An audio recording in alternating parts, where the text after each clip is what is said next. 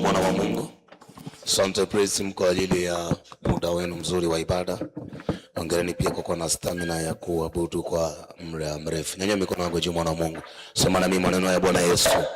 Hakika tumekujia tena jioni ya leo mbele ya madhabahu yako, tukijua ya kwamba wewe ndiye unayeweza kukata rufaa juu ya mambo yetu tuliyokujia nayo, lakini wewe ndio Mungu pekee unaohusika na ibada kwa ajili ya maisha yangu na kwa ajili ya uzao wangu. Na ndiyo maana nimeacha vitu vyote nikakujia wewe kwa jina la Yesu na kwa damu ya Yesu.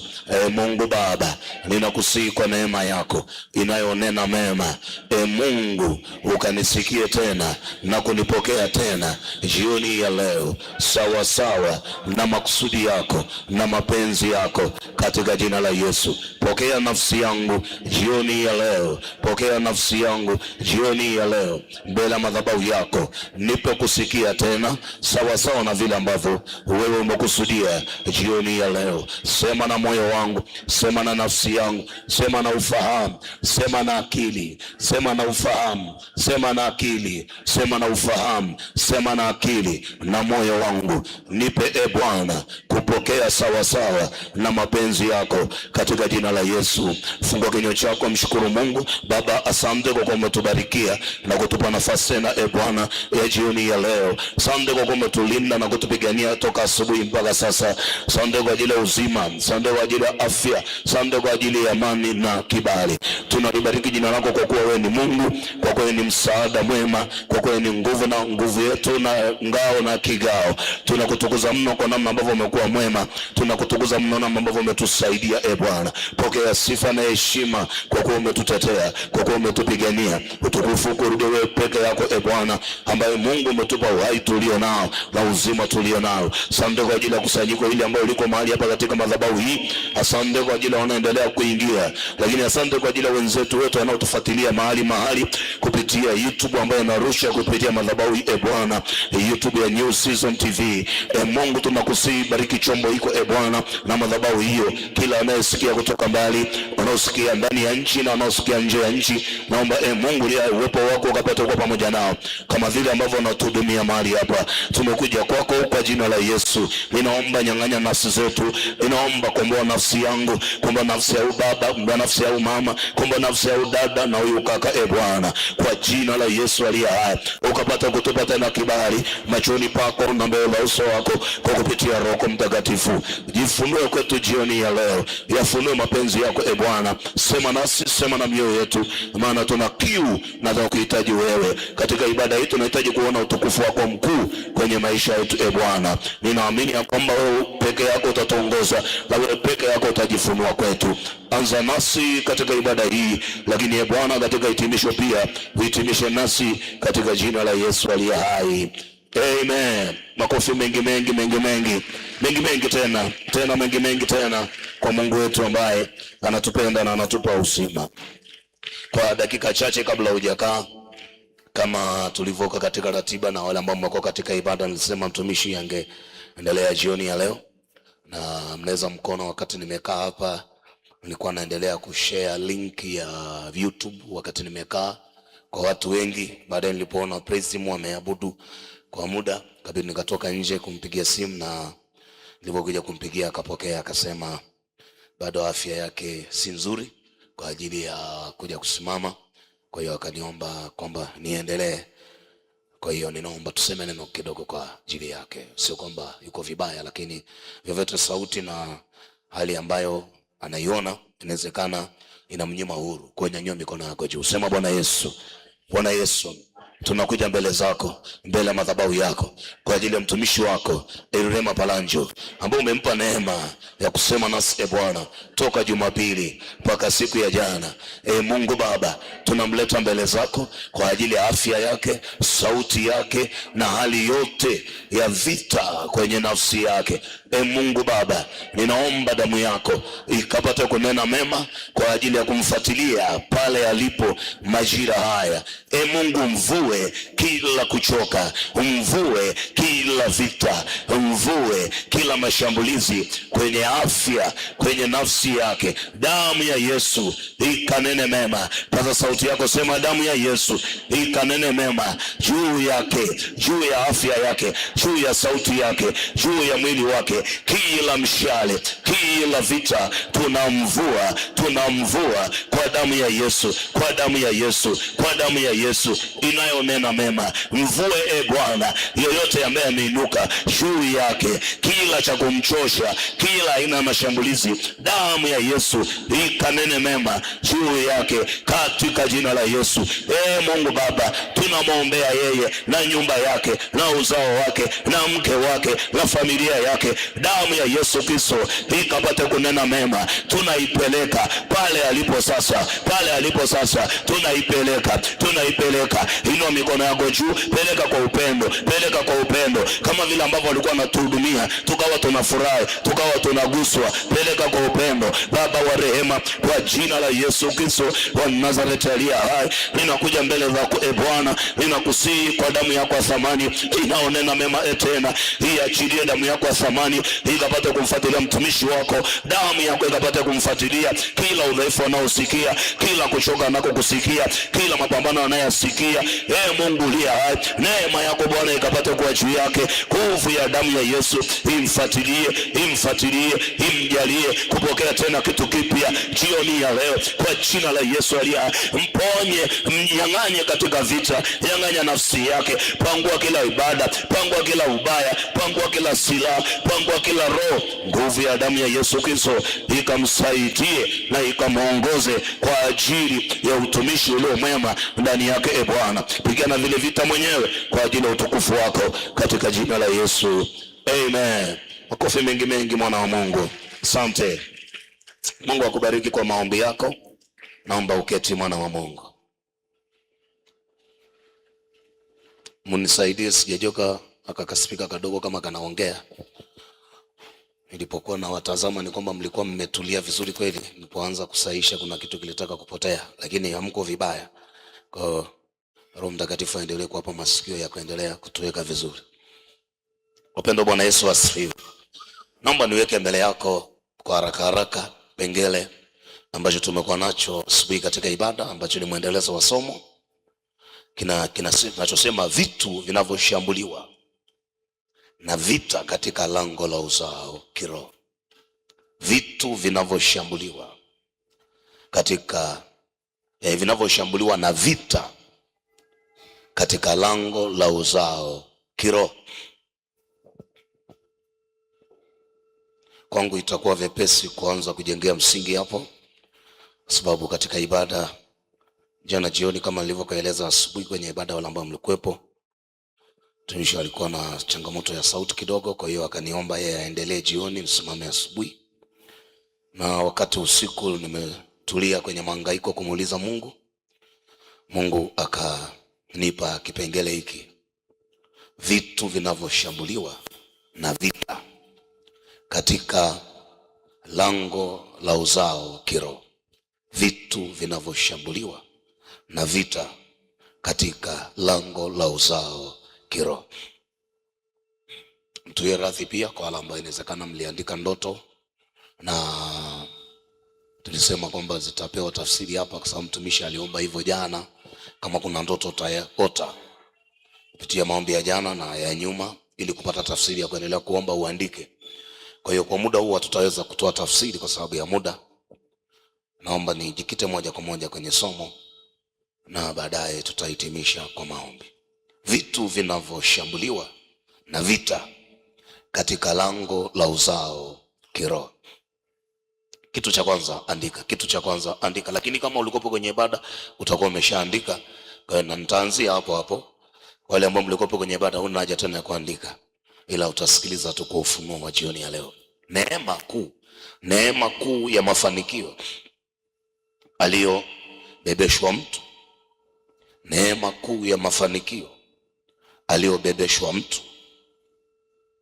Neema kuu ya mafanikio aliyobebeshwa mtu kwa ajili ya. Neema kuu ya mafanikio aliyobebeshwa mtu kwa ajili ya utambulisho wake binafsi. Utambulisho wake binafsi. Utambulisho wake binafsi. Neema kuu ya mafanikio aliyobebeshwa mtu kwa ajili ya utambulisho wake binafsi. Utambulisho wake binafsi. Kitabu kile cha Wakorintho wa pili mlango ule wa 8 na mstari ule wa kwanza mpaka mstari ule wa 4. Kitabu cha Wakorintho mlango ni ule wa pili. Wakorintho wa pili, kumradhi, Wakorintho wa pili mlango wa 8. Wakorintho wa pili mlango wa 8. Wakorintho wa pili mlango wa 8 mstari wa kwanza hata mstari ule wa 4. Wakorintho wa pili 8:1 hadi 4. Neno la Mungu linasema, tena ndugu zangu, ndugu zetu, tuarifu habari ya neema ya Mungu waliopewa makanisa ya Makedonia. Maana walipokuwa wakijaribiwa kwa dhiki nyingi, wingi wa furaha yao na umaskini wao uliokuwa mwingi uliwaongezea utajiri na ukarimu wao. Maana mnawashuhudia kwamba kwa uwezo wao na zaidi ya uwezo wao, kwa hiari yao walitoa vitu vyao, wakituomba sana pamoja na kutusihi kwa habari ya neema hii na shirika hili la kuwahudumia watakatifu. Amen. Kanisa, amen. Mungu, asante kwa kwamba tubarikia jioni ya leo. Nijalie kusema maneno yako ya uzima kwa ajili ya watoto wako wazuri ambao wamekujia kwenye ibada. Wana shughuli nyingi za hapa na pale, wana vikao vya hapa na pale, wana mambo mengi ya kifamilia, lakini pia wengine walitamani kupumzika kwa ajili ya kupata mwili kutulia kwa ajili ya siku ya kesho makazini, lakini bado tumekujia. Na kushukuru kwamba tumekuheshimu, na wewe tunaomba heshima yako pia uifunue kwetu, maana umesema mtu akikuheshimu Baba atamheshimu naye. Naomba utuhudumie, maana tumekujia wewe peke yako. Tazama, ninaomba kibali cha kusema mbele ya watu hawa, nitie mafuta na mwongozo wa kusema kwa lugha nyepesi na kwa muda huu ulioko mbele yetu, namna ya kusema sawa sana unavyotaka wewe, katika jina la Yesu aliye hai. Kuna wenzetu wanaotufuatilia kupitia channel yetu ya huduma ya New Season TV na wanafuatilia kutoka mahali. Naomba Roho Mtakatifu vile vile pia wasaidie waweze kupokea na kuelewa. Ondoa katika kwa mawasiliano, ondoa upinzani wa kusikika vibaya, na ondoa chochote ambacho chaweza kuharibu na kuzuia cha kwako.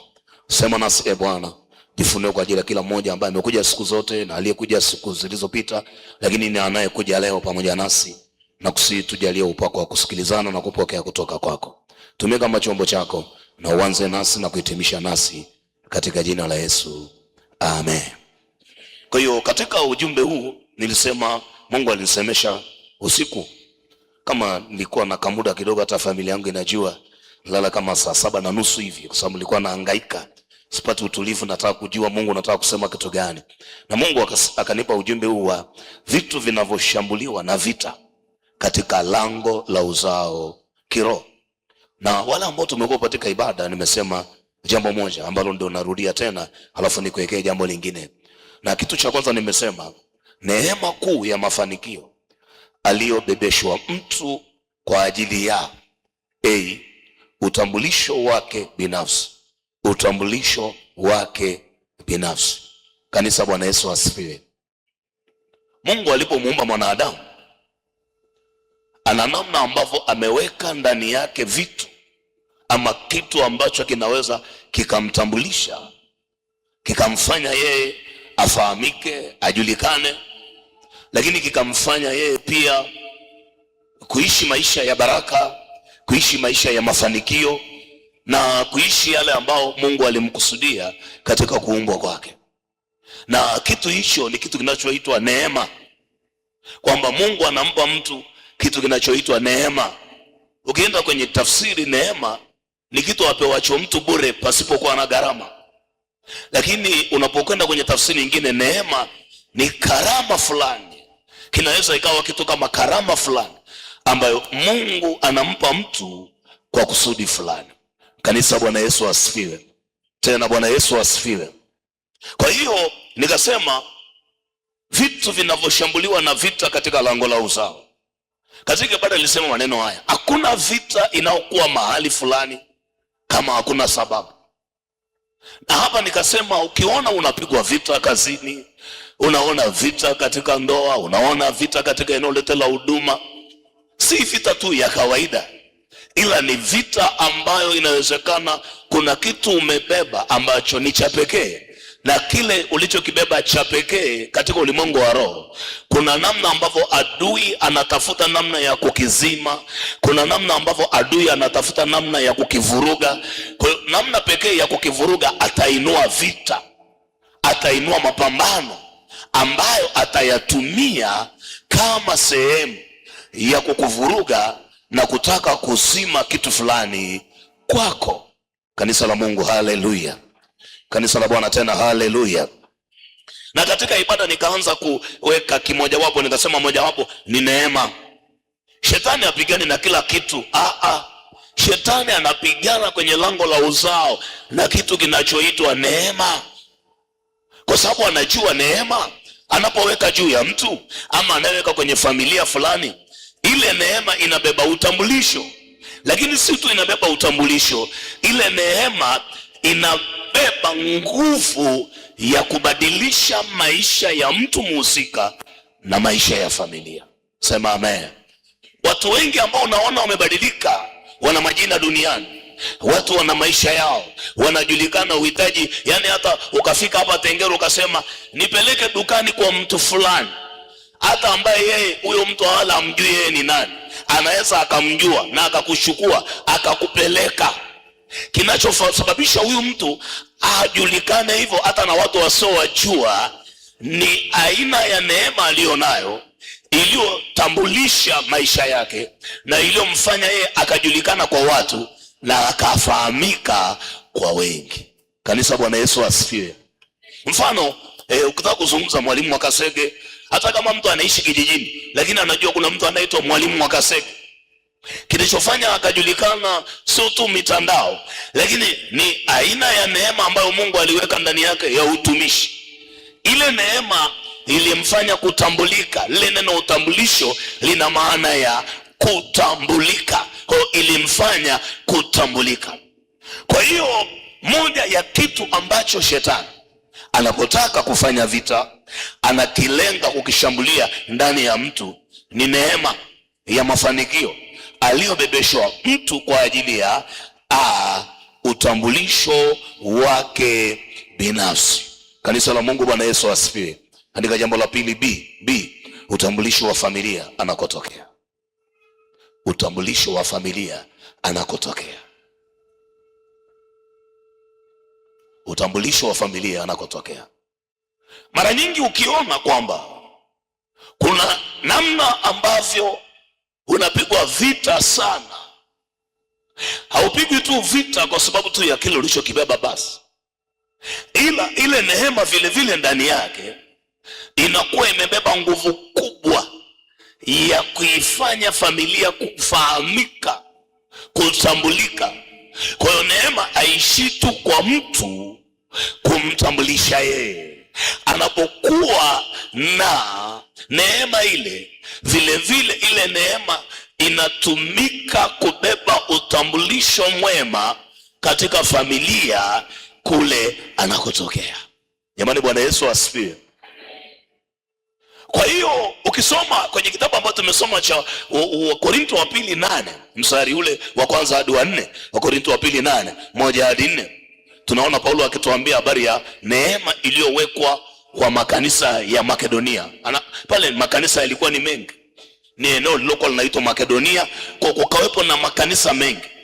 Lakini yale makanisa yalipoanzishwa walikuwa ni watu duni sana, watu walikuwa maskini, wana maisha ya dhiki. Biblia imeandika pale maisha ya dhiki. Wakaendelea, lakini kwa kadiri walivyoendelea kujifunza Mungu, wakagundua ya kwamba kuna neema wamepewa ndani yao ya ukarimu. Ile neema ya ukarimu, wakaamua kujenga ushirika wa pamoja. Biblia inasema wakajenga ushirika, na walipojenga ushirika, kila mmoja ukarimu waliokuwa nao, wakafanya vitu kwa ukarimu, wakawa wanawatendea watu kiukarimu. Wakawa kama kuna mhitaji wao walitoa, pamoja na kwamba hawakuwa na maisha mazuri. Kule kutoa kwao kukawafanya ghafla maisha yao, milango ya baraka ikaanza kufunguka, milango ya kufanikiwa ikaanza kufunguka. Biblia inasema ya kwamba wakaanza kutoka chini kidogo kidogo, ghafla wakaanza kuishi maisha ya mafanikio, ghafla wakaanza kufika kwenye level ya utajiri, ghafla utajiri ukaenea kwenye makanisa yote na kwa mtu mmoja mmoja. Kanisa, Bwana Yesu asifiwe. Lakini ni nini? Waligundua neema inayoitwa ukarimu. Wala ambao ni wasomaji wa Biblia, tunafahamu mama mmoja ambaye anaitwa mama wa Sarepta. Mama huyo alikuwa mjane, lakini pia alikuwa na kijana wake mmoja amefiwa na mume, ni mjane. Alafu ni kipindi cha miaka ya njaa kwa taifa la Israeli. Watu wanauziwa mpaka mavi ya njiwa wanakula. Elia alipofika mahali fulani, kilichotokea wakati ule amekaa mahali fulani, yule ndege aliyekuwa anampelekea chakula akawa kumegoma chakula akiendi tena. Malaika akamwambia kupitia Mungu, nenda mpaka mji fulani wa eneo la Sarepta, utamkuta mama mmoja ambaye huyu mama ni mjane. Utamkuta na utaenda kwake, mwambie kwamba Mungu amekutuma kwake akuandalie chakula. Alipofika kwa yule mama, Biblia inasema ya kwamba yule mama akafika akamwambia, mtumishi wa Mungu, kama aishivyo Mungu, sina chakula ila kaunga kadogo aka kama konzi tu, ni kama kalikuwa kanajaa kwenye kiganja, na ndiko tunakotengeneza chapati kama itatoka moja ama mbili. Baada ya kutengeneza tule mimi na mtoto wangu, alafu baadaye tunatarajia kufa, manake hatuna matarajio mengine ya chakula. Lakini kwenye ile habari ya Wafalme wa Kwanza mlango ule wa 17, Biblia inasema ya kwamba Elia akamwambia, nitengenezee kwanza mimi. Alikuwa jambo rahisi sana, nitengenezee kwanza mimi. Na katika yale mazingira, kwa lugha ya leo tungesema kwa kweli watumishi hawana hekima, wanaonea, wanadhulumu. Anafikaje kwa mjana alafu anataka atengenezewe kwanza, na mjana ana mtoto? Lakini kulikuwa na sababu, akamwambia nitengenezee mimi kwanza. Wakaongea pale mpaka mama wa Sarepta akakubali. Alimpa na neno la kinabii, ukinitengenezea mimi, chungu cha unga kitajaa unga, na ndoo ya mafuta itajaa mafuta, na havitaisha tena mpaka kipindi cha njaa kitakapopita. Kanisa, Bwana Yesu asifiwe. Akatengeneza, walikosema akamtengenezea Elia. Elia akala. Baada ya kula, wakati Elia anasimama kumshukuru Mungu, amemaliza kumshukuru Mungu, akamwambia nenda kaangalie kwenye chungu cha unga, nenda kaangalie na ndoo ya mafuta. Maandiko yanasema yule mama alipokwenda akakuta chungu kimejaa unga na ndoo ile ya mafuta imejaa mafuta. Na Biblia inasema kwamba akala kwa kipindi chote, wala unga haukupungua wala mafuta ya kupungua mpaka njaa ilipoisha. Wakati wengine wakifa, wengine wanakufa na njaa, lakini yeye aliishi maisha ya raha mstarehe. Kwa nini? Neema ile ambayo Mungu alimpa alitumia kama kipawa cha kumfanikisha. Alipokuja mtumishi ambaye ana shida, akampa. Biblia inasema ya kwamba ghafla maisha ya yule mama yakatoka chini kwenye umaskini yakaenda juu kwenye utajiri. Pigia Yesu makofi kama umeelewa kitu ambacho nimeongea. Kanisa la Mungu, Bwana Yesu asifiwe. Kwa hiyo neema hii vile vile kinabeba utambulisho wa familia anakotokea mtu. Galatia 1:13 hadi 15. Kitabu cha Wagalatia Mlango ni ule wa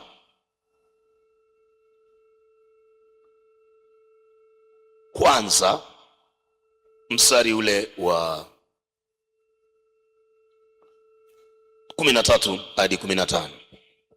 Galatia 1:13 hadi 15. Neno la Mungu linasema, maana mmesikia habari za mwenendo wangu zamani katika dini yangu, dini ya Kiyahudi, kwamba naliliudhi kanisa la Mungu kupita kiasi, nikaliharibu.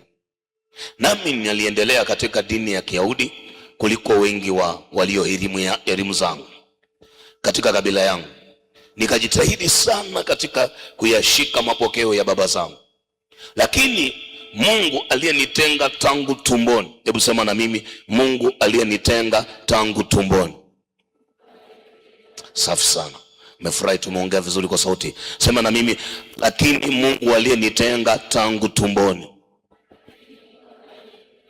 Sema tena kwa sauti, lakini Mungu aliyenitenga tangu tumboni. Mama yangu akaniita kwa neema yake. Kumbe Mungu anaweka neema toka mtu akiwa tumboni. Kanisa, Bwana Yesu asifiwe. Paulo alipokuwa anahubiria wa Galatia anawaambia, injili ninayohubiria leo sijaipata leo, ila injili ninayohubiria ni matokeo ya neema ambayo Mungu ameweka ndani yangu toka nikiwa tumboni. Kwa lugha nyingine, shetani anaweza akaifuatilia neema ya mtu ndani ya mtu toka akiwa tumboni. Kwa hiyo Paulo anataka kusema hata hii neema yake ilifuatiliwa na shetani toka akiwa tumboni na misingi ya familia. Akavurugwa mpaka akajikuta amehama kwenye njia. Alipozaliwa akakosa makuzi mazuri, alipozaliwa akakosa malezi mazuri. Baada ya muda, huyu baba akaanza kuwa mtu muuaji. Amemwaga damu sana, ameua sana, tena anaua walio wa Kristo. Yaani badala ya kuongeza wa Kristo, kwa sababu neema yake ilikuwa ni kuhubiria watu waokoke, lakini akawa anaua. Alipokuja kukutana na Yesu, eti anasema wakati ameshaokoka akaitwa Paulo, wakati ule alikuwa anaitwa Sauli. Anawaambia ya kwamba hii neema ya injili naohubiria leo, Mungu alinipa toka tumboni. Mungu aliniandaa toka tumboni. Mungu alinitenga kama mtumishi toka tumboni.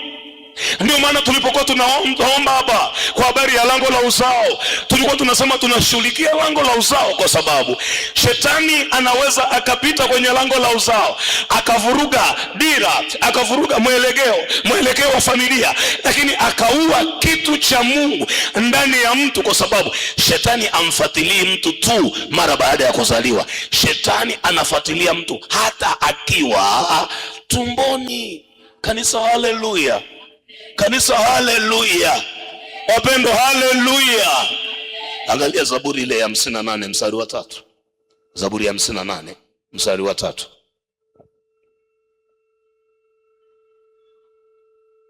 Inaomba mmoja asome Zaburi. Yule alikuwa anasoma na microphone, tafadhali, ili na mimi kwangu ni kamuda kangu ni kadogo, nataka nikimbie nako ili pia tupate muda wa kuomba. Zaburi ya 58 mstari ule wa 3. Amen. Angalia lile neno, wasio haki wamejitenga tangu kuzaliwa kwao. Tangu tumboni wamepotea. Angalia lile neno, wamepotea. Hebu sema wamepotea. Lile neno wamepotea maana yake wamepoteza dira. Endelea. Wakisema uongo. Wakisema uongo. Kanisa, Bwana Yesu asifiwe. Huyu ni mtoto yuko tumboni, lakini binasema amepotea. Na wametengwa na haki. Na katika sentensi nyingine anasema ya kwamba tangu kuzaliwa kwao, tangu tumboni wamepotea wakisema uongo. Kwa shetani anaweza kavuruga. Mwaka 2018 tulikuwa na maombi ya mfungo wa siku 40 pale Hai mjini. Usharika tu uko pembezoni mwa lami hapo juu kidogo, Hai mjini. Katika yale maombi Mungu alifanya vitu vikubwa tu. na tukaweka hapo muda wa kukutana na watu asubuhi kuanzia saa 3 asubuhi mpaka saa 7 mchana, na watu waliandika wengi. Yani mbali na watu ambao waliokuwa wanahudhuria, watu walioandika tu walikuwa watu kama 600 hivi. Kuonana na watumishi tulikuwa watu 4.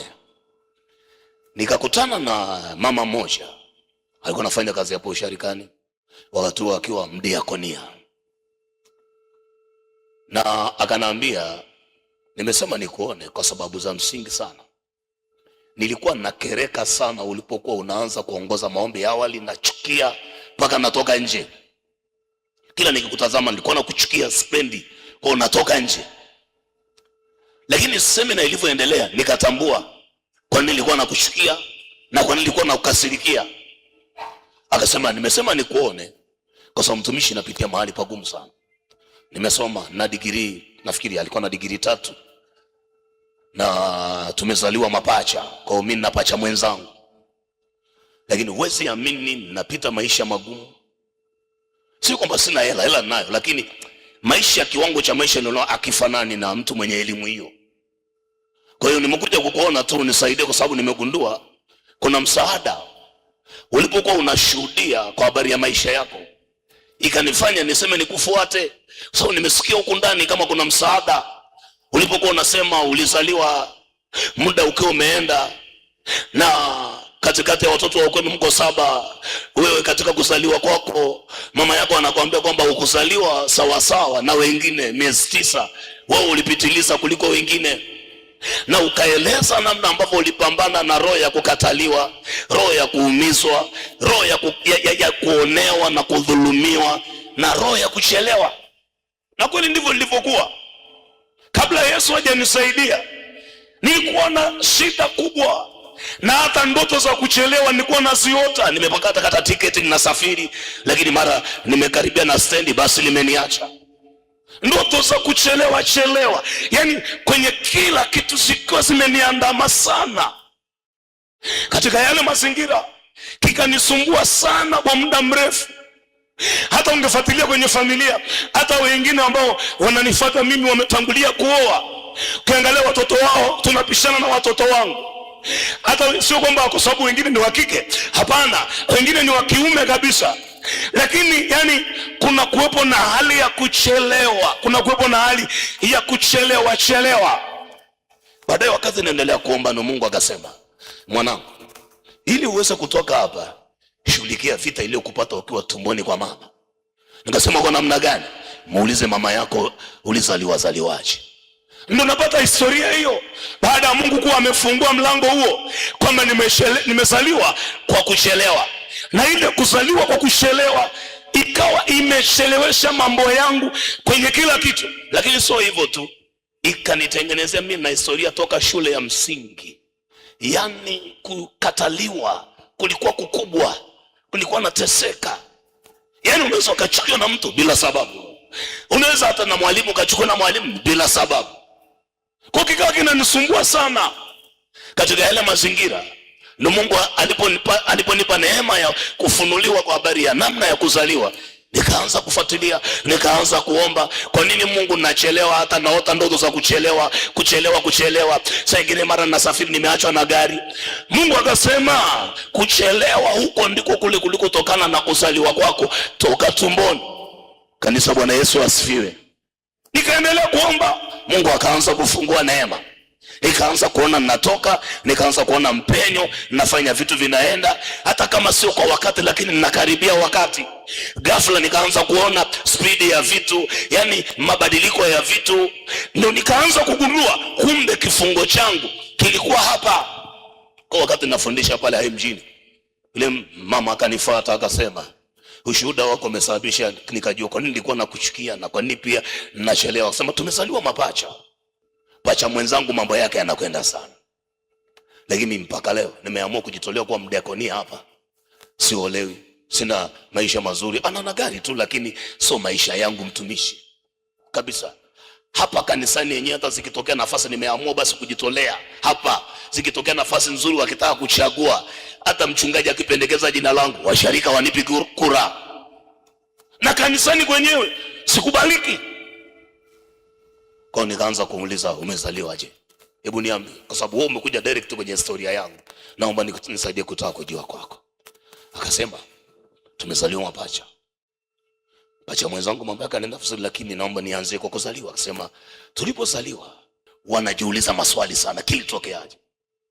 Kwa sababu sijui kama hawakupima kwamba kuna mapacha tumboni. Kwa pacha mmoja akazaliwa, lakini hawakumuona mwingine. Kuna kitu kinaitwa placenta. Placenta ni kondo. Kwa hiyo alipotoka mmoja kwenye placenta, sijajua kwamba ilikuwa kuaje wao wakachanganya placenta ya pili, alafu wakaenda wakaweka wakati mama ameshajifungua, mama ametolewa kule labor ward, amepeleka COD. Kumbe wao walipochukua wakatupa kwenye dustbin. Kumbe kutupa kwenye dustbin, pacha wa pili yuko kwenye placenta. Ilinishangaza sana, nikajua miungu inafanya kazi kwa namna ambayo sio ya kawaida. Sasa kama maneso ameshindwa kuona kondo, mtoto ametupwa kuko, wakasema wanaendelea na harakati. Nikasema ukajulikanaje? Akasema walikuwa wakati madaktari na manesi wanapita kwenye corridor pale ambapo lile nani lilikuwa limewekwa, wakasikia mtoto analia kwenye kale ka dustbin. Ndio wakaenda kuchungulia ni kwenye dustbin kweli. Walipochungulia kwenye dustbin wakakuta mtoto, wakamtoa. Akasema nikakuta ndo mimi, mama yangu ananihadisia. Akapelekwa ndo kuoshwa mtoto, ndo baadaye pelekwa kwa mama, ndo baadaye aende kunyonya na kadhalika. Lakini nasema kuanzia hapo mpaka nimekuwa nimejitambua, mama yangu ananiambia pamoja na mimi tukupacha, lakini pacha mwenzangu mambo yake yanaenda, lakini mimi mambo yangu yanaenda kwa ugumu. Mwenzangu kaolewa, mambo yanaenda vizuri. Mimi nimejitahidi na kujitahidi pamoja na kazi niliyo nayo, lakini hata kuolewa ni kwa shida. Sauni nikimkuta nafikiri alikuwa kwenye miaka 50 kasoro hivi. Maisha magumu. Ninachotaka kuambia ni kitu gani? Nataka kukuambia kwa habari ya vita kwenye lango la uzao juu ya neema ambayo Mungu amembebesha mtu ndani yake. Kanisa haleluya. Kanisa haleluya.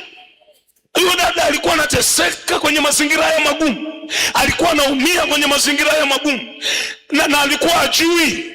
Wakati naongea ndio, na wakati mimi naongoza maombi wiki ya kwanza, wiki ya pili, ananiambia namna alivyokuwa ananichukia. Lakini akasema ulipoachilia ushuhuda ndio nikaanza kuwa connected na wewe, nikaanza kukuelewa, nikaanza kurelate maisha yangu. Nilipoanza kuunganisha doti nikagundua alichokipitia umtumishi mimi nimekipitia, tena mimi nimekipitia zaidi. Sisi hatukuchelewa tumboni, tumezaliwa kawaida kwa wakati, lakini siku ya kuzaliwa mimi mwenzangu amepokelewa, lakini mimi nimetupwa kwenye dustbin. Mwaka juzi, miaka 4 kama iliyopita, nilikuwa na seminar hapo Makumira Kilala. Kwa wakati nikifundisha akanifuata mtu mmoja baada ya ibada, ni mwanaume, akasema mimi sio MKKT lakini nimevutiwa na seminar hapa, nimekuja kusali hapa, mimi ni MTG. Akasema nina msharika mwenzangu ambaye tunasali pamoja anaitwa fulani. Ameshakaa na mtoto muda mrefu, tumemwombea na kumwombea. Madaktari wameona kabisa ameshapita. Sasa hiyo nikiongea naye ulikuwa mwezi wa 10, ananiambia huu ni mwezi wa 12 unaenda sasa, mtoto yuko tumboni. Nikamuuliza swali, kwa nini wasimfanyie operation? Akasema madaktari wamefanya hivyo mara kadhaa, kila alipoandaliwa kupelekwa theater pressure inapanda juu. Kila alipoandaliwa kupelekwa theater pressure ilipanda juu. Kwa hiyo akasema mtumishi, nimeona kuna neema iko juu yako, naomba nisaidie kumwombea. Akanipa jina, akasema naomba namba yako nimpelekee. Akampelekea namba. Tukao ndo mnaangalia kwenye simu, huyu mama anaitwa Neema. Kwa hiyo nikamsave kwenye simu, Neema, mama mwenye mtoto wa miezi 12 tumboni, ili nimkumbuke vizuri. Kwa hiyo akanipigia baadaye, tukaanza kuomba, nikamuuliza historia, akanieleza ni mtoto wako wa kwanza. Akasema ulishatokea na scenario kama hii? Akasema hapana, lakini mtoto amenitesa na kweli sio kwamba imeshindikana mpaka ifike miezi hii. Kila nikiandaliwa kupelekwa hospitali, kinachotokea ni pressure inapanda, inabidi madaktari waahirishe. Kwa tukaomba, mwezi wa 12 ukaisha, ukaenda mpaka mwezi wa 13. Operation ikitaka kufanyika, pressure inapanda. Kwa hiyo tukaanza kuomba mfululizo, yeye anakaa mbali, mimi sijui huko juu, kilala huko juu. Kwa hiyo tunaomba na simu, na kila nilipompangia appointment kwamba tukutane hapa kanisani, alisema nitakuja siku fulani, lakini hakuwahi kuja, akazuilika. Lakini tulipoendelea kuomba na kuomba kwa njia ya simu, baadaye Mungu akaja akamjalia mtoto, lakini amezaliwa na miezi 13. Hata kwenye simu yangu mpaka sasa hivi na jina Neema, mama mwenye mtoto wa miezi 13. Akanitumia ile picha, akasema Mungu amenifanyia mtumishi, lakini angalia mtoto mpaka maganda ya ngozi ile ya kanza ukiusha kuondoka. Unajua nataka kukupeleka wapi? Sikupeleka kwenye mateso ya mama, na kupeleka kwenye mateso ya mtoto baadaye kwenye maisha yake yanakuaje. Kanisa, haleluya. Mama mmoja yuko hapa, sitaki kusema, sijui kama yuko hapa, sijamuona, lakini ni msharika wa Nguruma, lakini alishasikia ushuhuda wangu, akanielezea habari ya mtoto wake. Alikuwa anasoma hapa Tengeru Boys, namna ambavyo aliteseka mtoto wake, naye ananiambia alimzaa ule mtoto na firiko kwenye miezi 11 12, lakini alifungwa kwa maneno, kama vile ambavyo mama yangu mzazi na yeye alifungwa kwa maneno na mama mkwe. Naye anasema mama mkwe alisema maneno. Aliposema maneno, yuko na ujauzito tumboni. Kilichotokea hakuna kuzaa mtoto. Kilichotokea ni hiki, kwamba aliniambia alifika mahali mpaka akakubali kwamba sasa anakufa. Usiku mmoja akiwa patandi anaomba, ameshaomba na maombi, Mungu nimekubali, kama umeamua nife na mtoto tumboni sawa. Amemaliza yeye akasema ni mweupe ule mama, anasema nikawa mweusi kama kiwi kwa sababu ya yale mateso nilikuwa nayapitia. Akasema usiku ule amemwambia Mungu sawa, kama umeamua sawa, kwa sababu umetafuta kila njia, wameenda si kwa nani, si kwa mhusika, imeshindikana. Baadaye usiku mmoja Mungu akawa anaongea na mtumishi mmoja, hakuniambia ni mtumishi gani. Akamwambia nenda patandi, kuna mwanangu anakufa pale na ujauzito tumboni. Kwa hiyo yule mtumishi akaamka, wala hamjui yule mama, akaenda mpaka patandi, akauliza wafanyakazi pale, wahudumu pale, mama ambaye yuko hapa mjamzito lakini amekaa muda mrefu. Wakaambiwa, kwa sababu hakuna dalili yote inaonyesha kufanyia operation, yani hamna. Wanashangaa kulikoni, tulikosea tarehe ya kukadiria, hamna. Anasema yule mtumishi alipoinuliwa akaelekezwa na watumishi wa pale patani, akafika mbele yake, akakutani huyu, na kweli akajiridhisha kwa sura aliyoiona kwenye ndoto usiku. Asimama, naomba mkono. Akampa mkono, akamwombea. Alipomwombea, baada ya muda Mungu akampa namna ya kumvua kile kilichomfunga, akavuliwa. Baada ya kuvuliwa, kilichotokea ghafla, baada ya dakika chache yule mama ananiambia akajifungua salama na mtoto wake yuko salama. Sasa nataka nikuoneshe vita. Ni kweli alijifungua salama, lakini mtoto wake aliteseka hapa Tengeru Boys.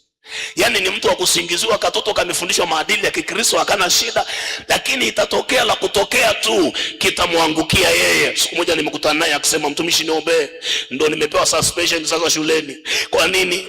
Amekamatwa sijui na simu, lakini amesingiziwa sio yeye, kwa sababu tumekaa na mtoto tumemhoji, sio yeye, lakini amesingiziwa kwa katika hiki. Kwa hiyo katika haya mazingira, baadaye tukaanza kuomba na kuomba ili Mungu amvue mtoto. Baada ya muda Mungu akaingilia kati, akamvua ile mtoto yale mazingira, na sasa mtoto anaendelea salama. Ile hali ya kusingiziwa na vita katika masomo na mambo mengine, Mungu aliiondolea mbali, mtoto anaendelea salama. Ndiyo maana tunaomba, kanisa la Mungu. Bwana Yesu asifiwe. Kwa sababu shetani anapambana na neema. Nikikwambia mtoto anaweza akawa anakunywa pombe, anavuta bangi, ukafikiri mtoto ameamua. No, anapambana na neema. Kutoka kwa watoto njoo kwetu. Inawezekana kuna mambo unafanya kwa kustrago sana. Kuna mambo ambayo tunatumia nguvu kubwa, kama vile ambavyo na mimi hapo mwanzo nilikuwa natumia nguvu kubwa. Kumbe kuna aina ya kifungo ambako kalikuwa kamenishikilia mahali, kalikuwa kamenifunga mahali. Wiki hii tunapokwenda kwenye wiki ya lala salama, kuna upako wa kumaliza kazi, unaopita upako wa omega. Kwenye madhabahu huko upako wa omega ambao Mungu ameuachilia. Haijalishi ni kitu gani kimekushikilia, haijalishi ni nguvu gani imekushikilia, katika upako wa omega kila kamba zinakwenda kukatika. Katika upako wa omega kila kilichokushikilia kitakwenda kukuachia. Haleluya!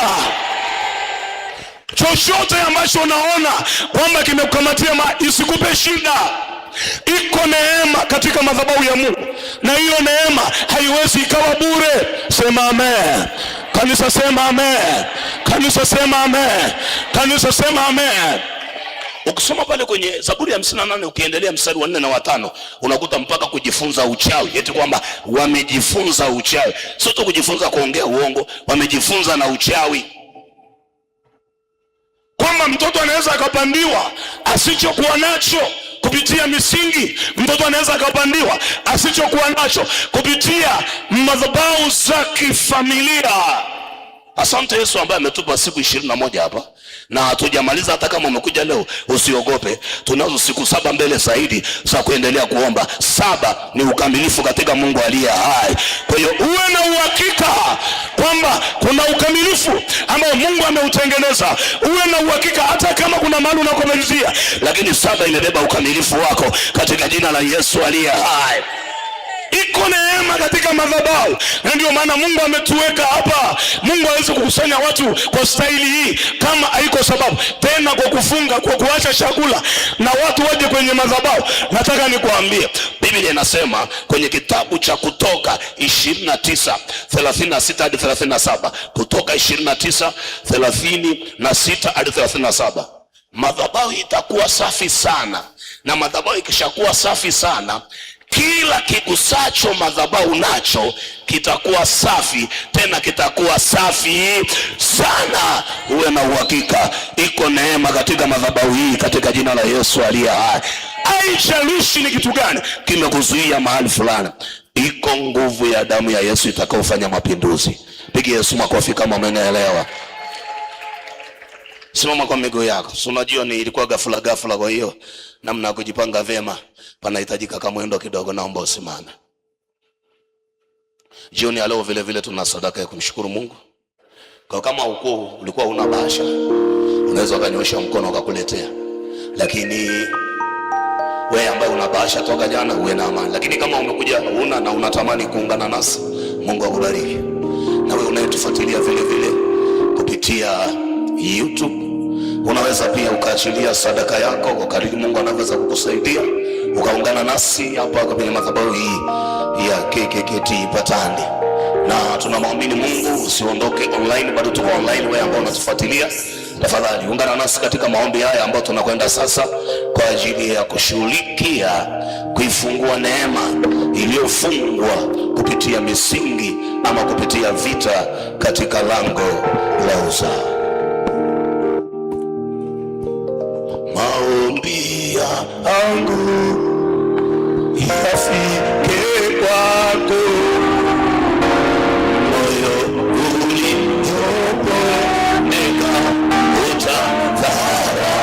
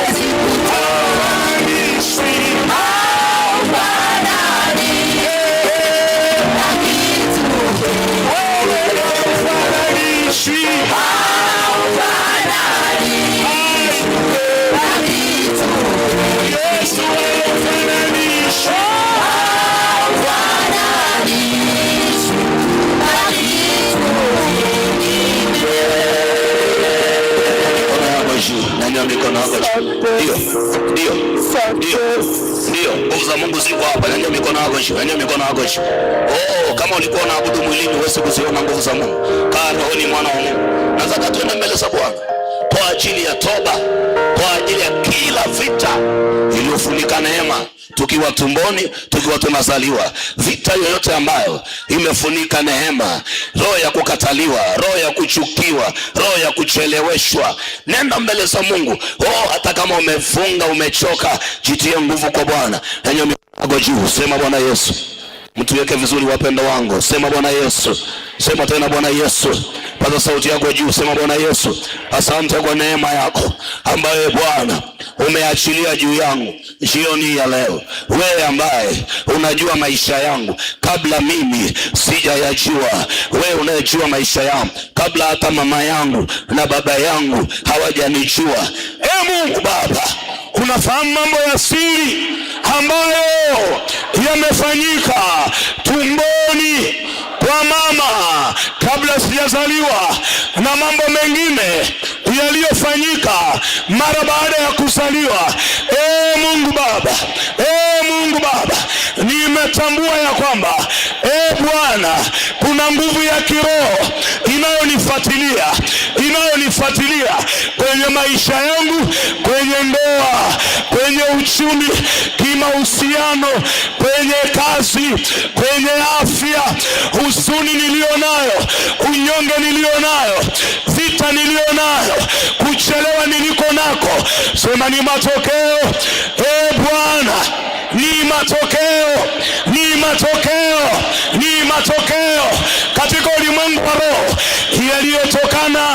yaliyotokana na kuzaliwa kwangu, yaliyotokana na maisha ya mama tumboni. Mungu Baba, inawezekana hata vitu vingine ninatumia dawa nyingi, ninatumia fedha nyingi kutibu, lakini chanzo chake kilianzia tumboni. Jioni ya leo, paza sauti yako, jioni ya leo, katika toba hii ya lango la uzao, sema ninaanza mimi mwenyewe. Baba, nimechelewa sana, nimecheleweshwa sana, nimezuiwa sana, nimekwamishwa sana, nimeumizwa sana, nimetengwa sana na mambo ya dunia hii. Mungu Baba, niko mbele zako, nimetambua ya kwamba chanzo chake ni vita ya ile neema uliyoweka ndani yangu toka nikiwa tumboni. Ile neema inapigwa vita, ile neema inashambuliwa juu. Ndiyo maana ninaandamwa na aina ya vita, na aina ya kukataliwa, na aina ya uonevu katika ndoa, katika kazi, katika mahusiano, katika afya, katika utumishi. Jioni ya leo, sema kwa sauti, jioni ya leo, na hiyo mikono yako juu kabisa, sema jioni ya leo.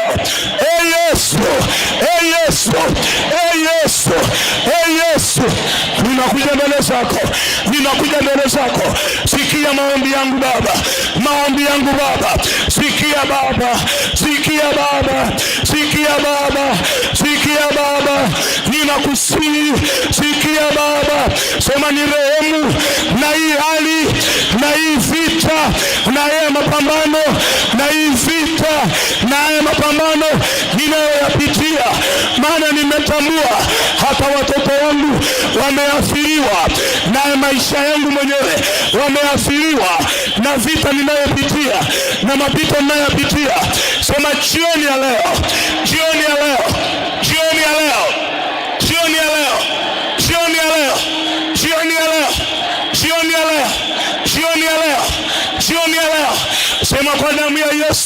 sema kwa damu ya Yesu, kila kamba iliyonifunga ikaniachie mwamvuli wa mauti, roho ya kukataliwa, roho ya kuonewa, roho ya kukandamizwa, roho ya kunyang'anywa haki zangu kazini. Sema jioni ya leo, niko mbele zako, nifue Baba, endelea, endelea kumwambia jioni ya leo tumekuja mbele zako, watoto wapatani na wasiokuwa wapatani, kuna washarika wapatani na wengine sio wapatani, tuko mahali hapa Bwana, ninaomba rehema Bwana, kwenye vita ya neema. Kuna watu wengi wako hapa, biashara zimepigika, kazini hawana mpenyo, wengine wanapanda vyeo, wengine wanaongezeka, wengine wanapiga hatua, lakini wengine wamebaki kwenye maumivu, wengine mpaka makanisani kwao hawana kibali. Mungu Baba, wanachukiwa bila sababu. Jioni ya leo tunakuja kwako kwa jina la Yesu aliye hai, ingilia kati yale ambayo Baba tulitoka nayo kwenye tumbo la mama, yale ambayo Baba tulitoka nayo kwenye tumbo la mama. Yesu, ingilia kati Baba. Kuna watu unawasaidia, ninaona nguvu za Mungu zinapita, Inua tu mikono yako juu, endelea kumwambia Bwana nivue huu unyonge Baba, nivue hii huzuni, hii kukataliwa. Nguvu za Mungu zinapita tu, kuna mapepo yanaanza kuachia watu majira haya. Endelea kung'ang'ana kwa jina la Yesu Kristo, kwa jina la Yesu Kristo. Tumekwama kwenye uchumi, tumekwama katika ndoa, miiba, sindano za maumivu kwenye ndoa, sindano za maumivu kwenye mahusiano. Mtu anachumbiwa na huyu, anafika mahali anakwama njia.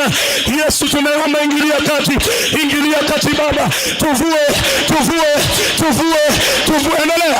Endelea, inua tu mikono yako juu, endelea.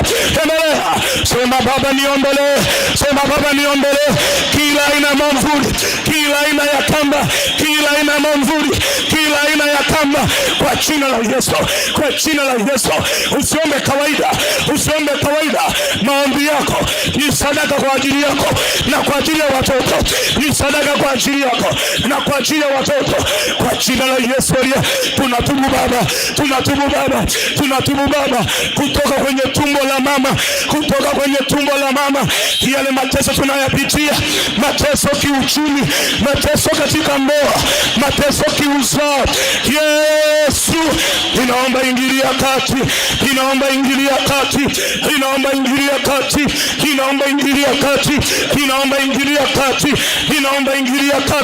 Kuna mtu unayemwona mahali, kaburi limemfunika, kaburi la huzuni.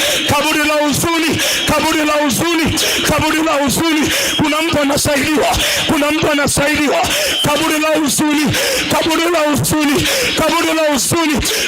huzuni, watusaidia kule, kaburi la huzuni,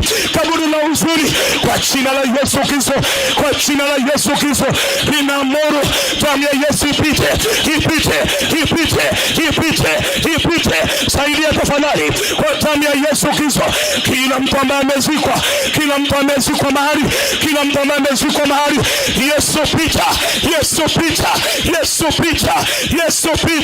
Yesu pita, kila roho inayotuonea Baba, tunaomba damu yako ipite. Ndio. Endelea. Angalia jamani, wahudumu, saidia, angalia hiyo vita, saidia. Ndio, angalia wahudumu, kimbia pale, kama watu wawili kwa jina la Yesu Kristo. Kuna watu wanatoka, mleteni huku mbele tu, ili tuwe huru huko. Leteni hapa, mumfunge, mumweke hapa. Yesu, huyo ni mtu aliyekamatwa, huyo ni mtu ambaye vita yake toka tumboni kwa mama. Kuna mwingine tu tumboni kwa mama. Tafuteni hata kamba hudumu, leta ile kamba, leta hiyo nani ya kufunika watu, funga miguu ili ya kufunika watu, kwa jina la Yesu Kristo, saidia kule, mwingine ule, vita ya kwenye tumbo, rapaka sagata, rapoko sekete, angalia, mwingine huyo hapa, kwa jina la Yesu. Toka mama kwenye hiyo huzuni, kwenye hicho kinachokuumiza, rapoko sekete, rapoko koriama. Ndio, Leta. Kuna watu wanaachiliwa. Mauti ya kiroho kwa damu ya Yesu Kristo. Wahudumu changamka kwa jina la Yesu Kristo. Malaika anapita. Beba. Wahudumu changamka. Mwingine ule kule beba kwa jina la Yesu Kristo. Ndio. Watu waliofungwa, watu waliokamatwa, tunaita matumbo ya uzazi yaliyokamata watu, achia huyo baba, achia huyo mama, achia huyo kijana. Rapakasaka. Ndio, funga. Ndio. Omba mtu wa Mungu. Ninakushangaa.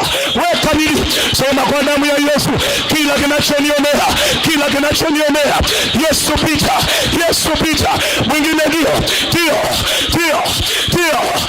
Kaa karibu na huyo hapo. Kaa karibu naye. Kuna kitu kinatokea. Kaa karibu naye. Angalia, tayari mama. Nimekuambia kuna kitu kinatokea. Leta. Kwa jina la Yesu Kristo. Haya, makaburi ya mizimu. Saidia. Kama taleta. Ndio, makaburi ya mizimu.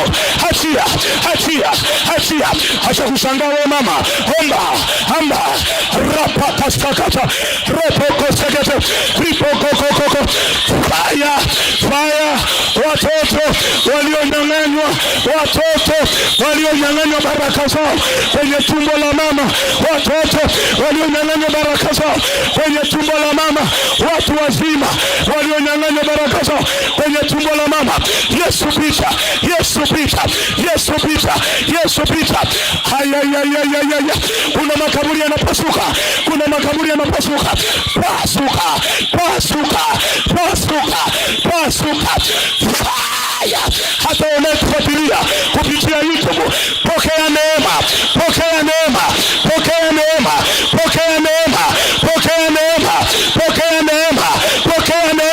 Wewe unayetufuatilia kupitia YouTube, pokea neema.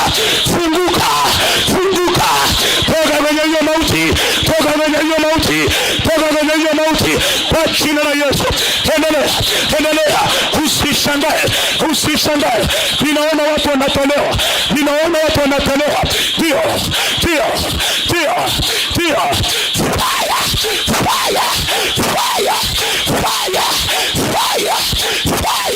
Kwa jina la Yesu Kristo. Ndio.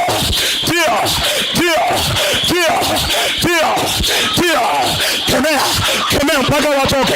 Kemea kwa jina la Yesu Kristo. Ndio. Yes. Nyanyua mikono yako. Wewe uliyekaa, naomba usimame tafadhali. Wewe uliyekaa katikati, naona watu mmekaa hapo, simama tafadhali. Alafu nashangaa mtu anaomba ameweka mkono mfukoni. Mwana wa Mungu, are you serious? Wewe unamaanisha? Yaani unaomba umeweka mkono mfukoni wakati wewe umefungwa na watoto wako? Nyanyua mikono yako. Wewe uliyekaa simama. Sina shida na wazee, sina shida na waliokamata watoto, sina shida na wenye shida ya miguu. Na shida na vijana wadogo. Wengine wanakalishwa na adui. Nataka usimame umaanishe. Nyanyua mikono yako. Sema Bwana Yesu. Pia yeye sema Bwana Yesu. Sema ninasimama. Paza sauti, nasimama. Nataka nisikie sauti yako. Sema nasimama na damu ya Yesu. Sema na damu ya Yesu. Kila maneno yaliyotamkwa kwenye tumbo la mama nikiwa tumboni, maneno yaliyotamkwa nikiwa kwenye tumbo la mama yakafunga neema yangu. Saidia, angalia. Yakafunga neema yangu. Sema jioni ya leo. Maanisha, sema jioni ya leo kwa damu ya Yesu. Haya maneno yaliyotamkwa na miungu na madhabahu na wachawi kwamba mimi sitafanikiwa. Sema jioni ya leo. Piga kelele jioni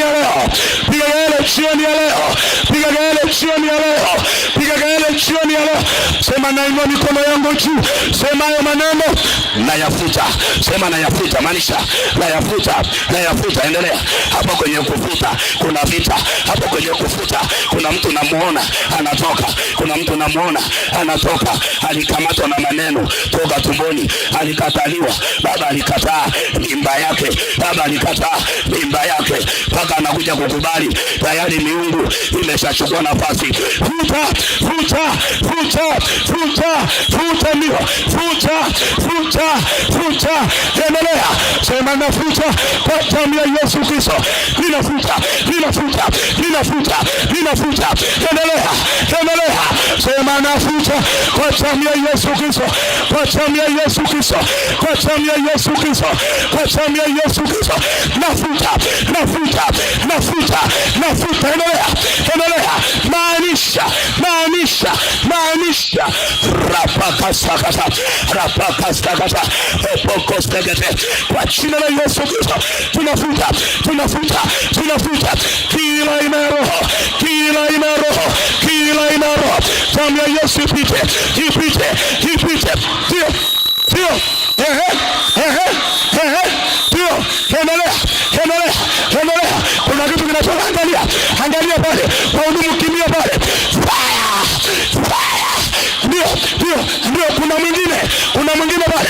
Saidia, saidia kwa jina la Yesu Kristo, kwa jina. Ndio, ndio, ndio, ndio. Saidia wahudumu, nenda hapo katikati hapo. Fire, fire, fire, fire, fire, fire, fire, fire. Achia, achia, achia. Leta, leta, leta, leta. Beba, beba, leta, beba, leta. Kuna mwingine bado, kuna mwingine anaashiriwa sasa hivi, kuna mwingine anaashiriwa sasa hivi. Achia, achia, achia, achia, achia. Aya, ya, ya, ya, ya, ya, ya. Toka, toka, toka, toka, toka. Kwa jina la Yesu, kwa jina la Yesu, kwa jina la Yesu. Tunaita watu waliozikwa, watu waliozikwa. Kamata, leta, kamata, leta.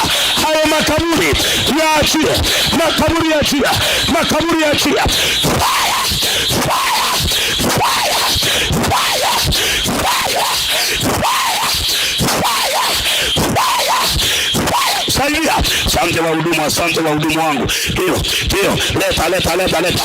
Ndio, ndio, ndio. Fire, fire, fire, fire. Rapakastakata, rapakastakata. Ndio, toka, toka, toka, toka. Ndio, ndio, ndio, ndio. Yes. Nanyo niko na agosho, nanyo niko na agosho. Nataka tushughulike na roho ya kukataliwa na kuonewa, kukataliwa na uchumi, kukataliwa kazini, kukataliwa kwenye ndoa, kukataliwa na ndugu. Nanyo niko na agosho. Sema Bwana Yesu, piga yale Bwana Yesu. Jioni ya leo, sema kwa sauti, jioni ya leo, sema ninasimama na damu ya Yesu, na damu ya Yesu. Sema ninajifua kila roho ya kukataliwa, roho ya kutengwa, roho ya kukataliwa, roho ya kuonewa katika ndoa, katika uchumi, katika kazi. Sema kwa damu ya Yesu, sema najifua kwa jina la Yesu, kwa jina la Yesu. Najifua, najifua. Endelea, jifue, endelea. Ndio, ndio, jifue, jifue, jifue. Endelea kwa damu ya Yesu, kwa damu ya Yesu. Ndio, kuna moto, kuna kitu kinatokea, kuna kitu kinatokea. Ninamuona mtu, roho ya kukataliwa inamtesa, inamwachia sasa, inamwachia sasa, inamwachia sasa. Wahudumu, nenda pale kwa jina la Yesu, sikumbushe roho ya kukataliwa hiyo, hiyo inamwachia mtu, inamwachia mtu. Angalia, saidia, saidia huyo.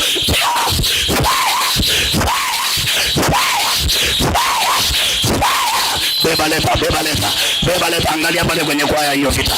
Atapiga ngumi huyo. Namuona kabisa anataka kupiga ngumi kwa jina la Yesu. Toka, toka kwa jina la Yesu. Toka, toka. Achia, achia, achia. Toka, achia. Toka, achia. Toka, achia. Tio, tio, tio, tio, tio, kwa jina la Yesu. Kamata sadaka yako. Oh Yesu wangu. Rapa kasaka. Kamata jamani, mnamwachia. Mzuie mwalimu, zuia. Mnapigwa na mwanamke, shauri yenu. Yaani mwanamke anawapiga. Nyanyua sadaka yako juu. Hiyo sadaka yako juu. Kila mmoja nyanyua mikono yako juu, hata kama una sadaka, nyanyua mikono juu. Sema Bwana Yesu. Paka sauti, sema Bwana Yesu. Sema tena Bwana Yesu. Bwana Yesu, jioni ya leo, sema chochote ambacho kimekamata uzao wangu, kimekamata uzao wangu, familia yangu, sema kwa damu ya Yesu, kwa sadaka hii, sema na kifuta, sema na king'oa kwa watoto wangu, kwa damu ya Yesu. Piga kelele kwa damu ya Yesu, kwa damu ya Yesu, kwa damu ya Yesu. Chochote ambacho kinaonea uzao wangu, sema kwa sadaka hii, kwa mamlaka ya jina la Yesu, sema na kiondoa, na kifuta. Endelea, futa sasa, ni kazi yako.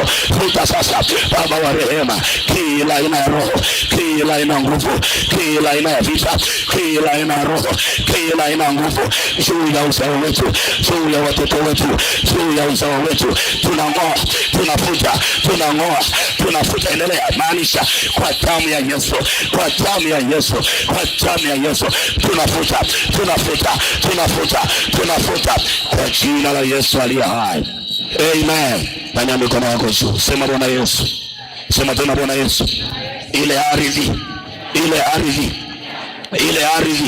sema ile ardhi pale mnakoishi, kila mauti inaonitesa kwenye uchumi, kwenye ndoa, kwenye kazi, kwenye vitu vyangu, sema ile ardhi hii ninaikamata. Kama unayo kamata, kama unayo ardhi yako kamata. Sema ardhi hii imebeba mauti, imebeba uharibifu. Sema jioni ya leo, kila mauti, kila uharibifu kunaonionea kwenye ndoa, kwenye kazi, kwenye uchumi, kwenye uzao, sema nanyunyiza damu ya Yesu, nanyunyiza damu ya Yesu. Mapando ya uchawi, sema na yang'oa, anza kung'oa. Endelea. Asante, nimekupenda mama, wewe unajua nafanya nini. Endelea, sema na ng'oa. Baba wa rehema, kila aina mapando, tunang'oa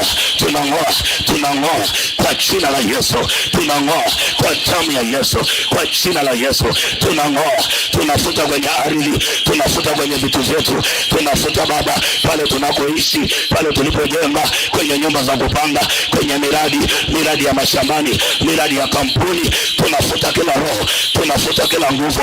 Damu ya Yesu ikapite kufuta, kung'oa, kubatilisha kila roho, kila nguvu, kila utawala, kila silaha kwa jina la Yesu. Amen. Nyanyua mikono yako juu, sema Bwana Yesu, tunakushukuru kwa kuwa umetusikia na umetuhudumia.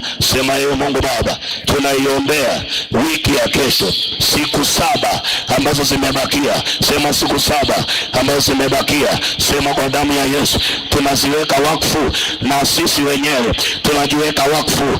Iwe ni namba 7 iliyobeba ukamilifu kwa ajili yangu, watoto wangu, uchumi wangu, ndoa yangu, kazi zangu, elimu yangu na maisha yangu kwa jina la Yesu. Sema Mungu Baba, siku 7 hakuna kitakachonizuia, kwa sababu kuna ukamilifu wa uponyaji katika jina la Yesu. Amen. Makofi mengi. Tafadhali, kama mchungaji yupo, niliona kama mwinjilisti ametoka, kama parusheka yupo. Bila shaka sijamuona mchungaji, inawezekana hayapata dharura, lakini niliona mwinjilisti inawezekana pia ameshaondoka. Basi ninaomba, asante, naomba sasa tuseme neema ya Bwana wetu Yesu Kristo na upendo wa Mungu Baba na ushirika wa Roho Mtakatifu kae nasi sote sana hata milele. Amen. Mungu akubariki. Naomba jitahidi kuwahi kesho. Tunatamani wiki ya kesho tutembee kidogo na muda tusichelewe. Kwa hiyo naomba, tumechelewa kwa sababu ya kinachoendelea hata sasa. Naomba kwamba ujitahidi. Karibu mwana wa Mungu na sadaka yako. Endelea kuandika mambo 7 kwa wale ambao mmekuja leo. Tuna boksi hapa la mambo 7. Wale ambao mmekuja leo tunaomba kwa ajili ya ardhi. Endelea kuja na ardhi yako. Lakini mwalike mwingine aje ashiriki baraka kwenye hii madhabahu. Unapoendelea pia nyumbani, usisahau kufuatilia somo kupitia YouTube, subscribe, like na kushare. Tuma kwa marafiki, tuma magrupu ulio nayo na maeneo mbalimbali ulio nayo. Praise tafadhali. Sijajua kama kwa ngapi hapo. Kama hawapo praise, karibu. Nimemwona Bwana.